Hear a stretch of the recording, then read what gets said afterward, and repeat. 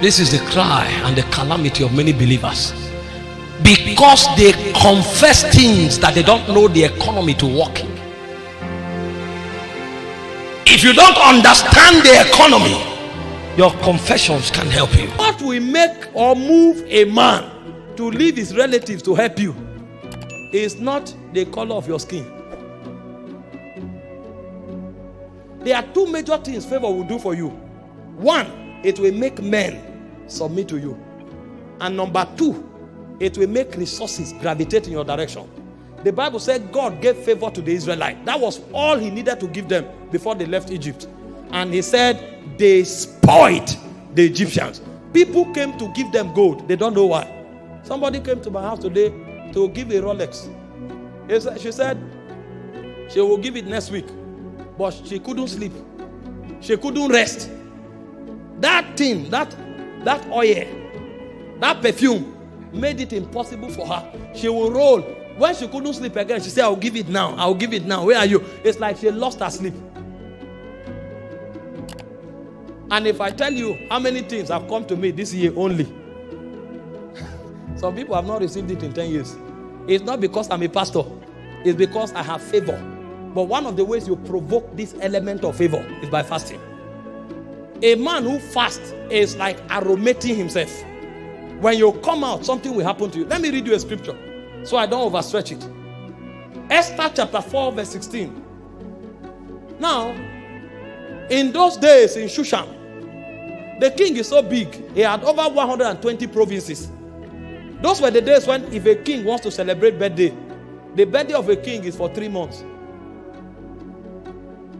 They will celebrate from one province to another. By the time they go around the whole provinces, birthday would have been 3 months in celebration. And so because of the things the king has to attend to, even if you are his wife, if he doesn't call you into the court and you enter, you will be beheaded. That was the law of the land. And then there was a manipulation to destroy Israel.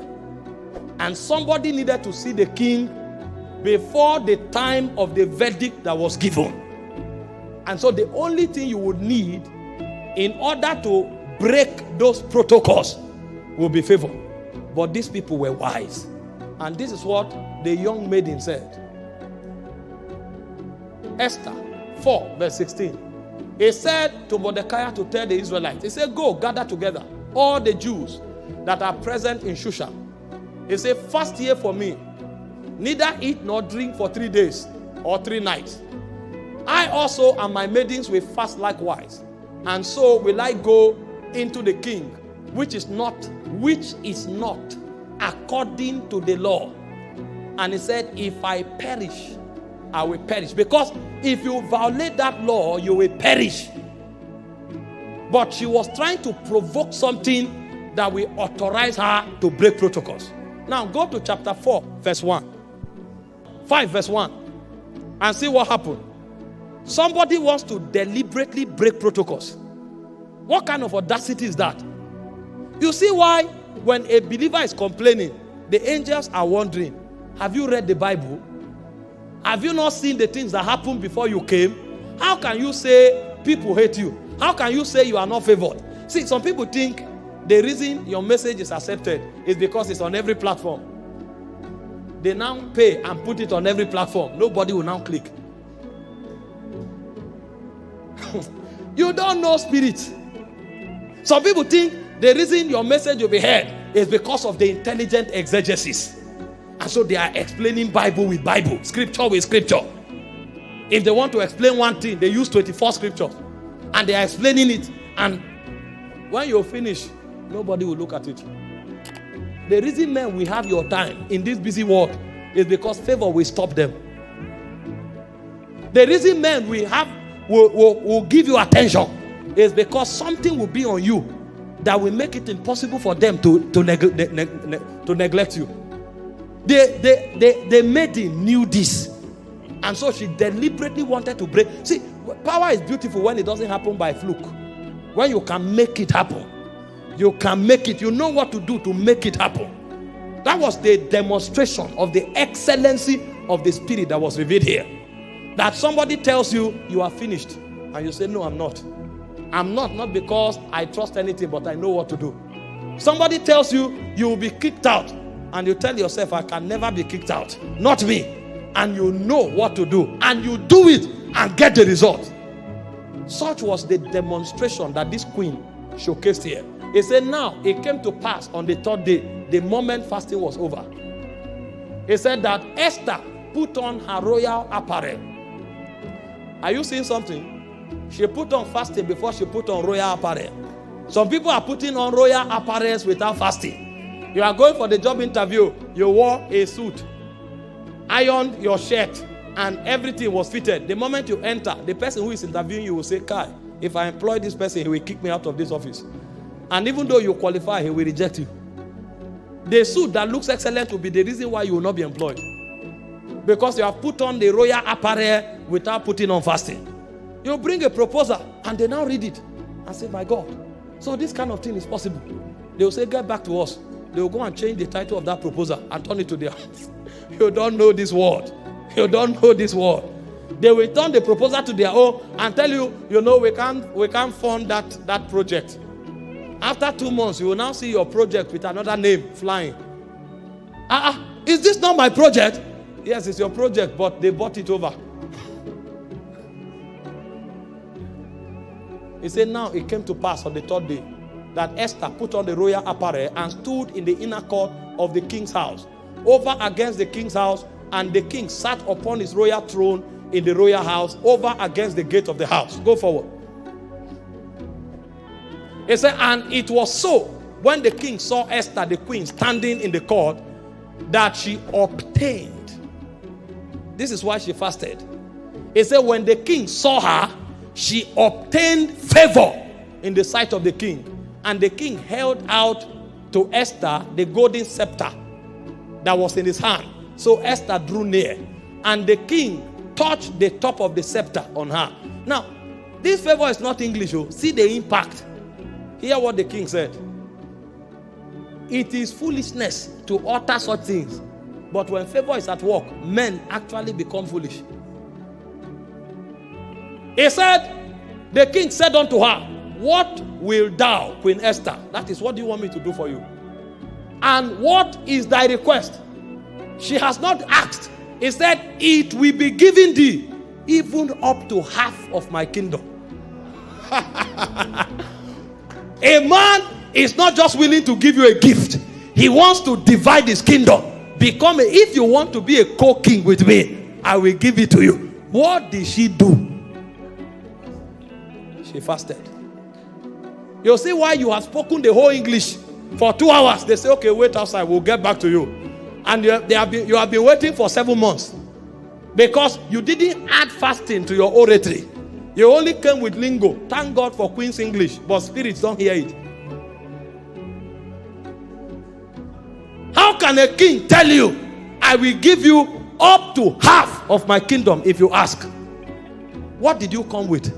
I came with favor. How did you generate it? I generated it through fasting. And so when you are fasting, instead of being mindful of time, be mindful of favor. When that fasting begins to affect you, tell yourself, I'm submerged in favor. I'm submerged. Favor is beginning to rise on my inside. And when you step out from that fasting altar, you become audacious because you know you have done something.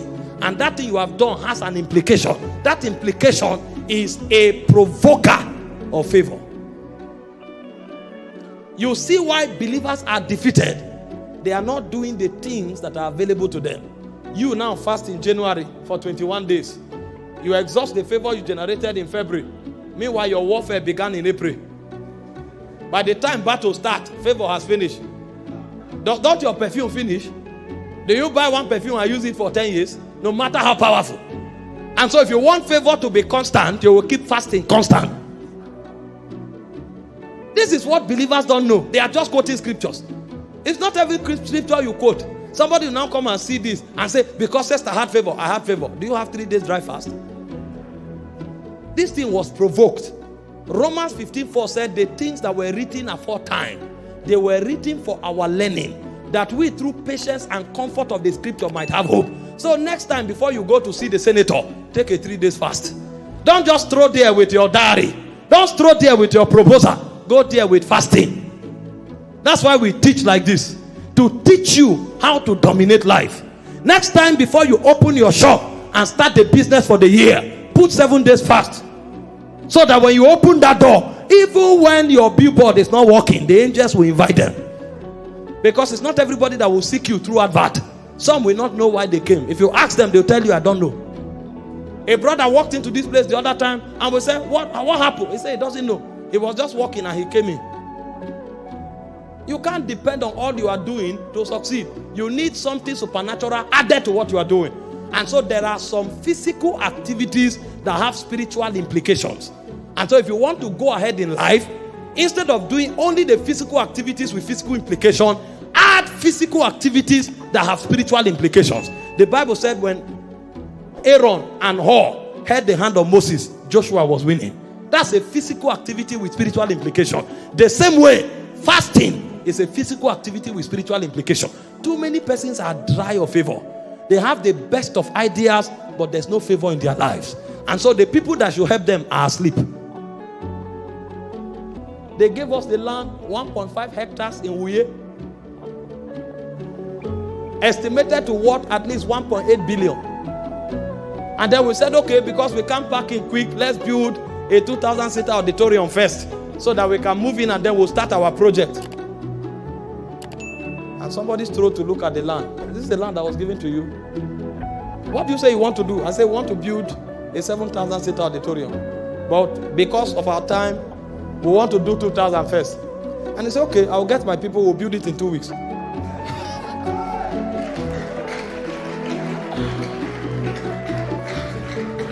That's not the testimony.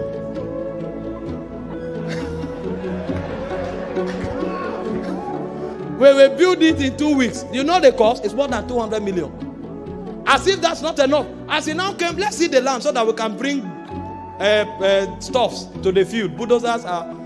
He now saw 2 hectares by the side. He said, about this one?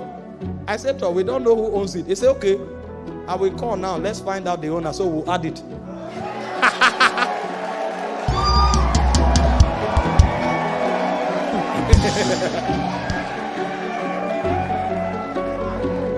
When they say fast, it's not story. So my work is not to carry cement. My work is to fast. And so when I'm fasting, angels are walking. And I'm told my friend, I say, I don't know what God is telling him, but God should keep talking. You don't know how this realm is controlled. You don't know. You don't know. You went and sat down and copied a CV from the owner of Microsoft. That CV is excellent, but it will take something more than the intelligence of the CV for the CV to be approved. This is the cry and the calamity of many believers, because they confess things that they don't know the economy to work in. If you don't understand the economy, your confessions can help you.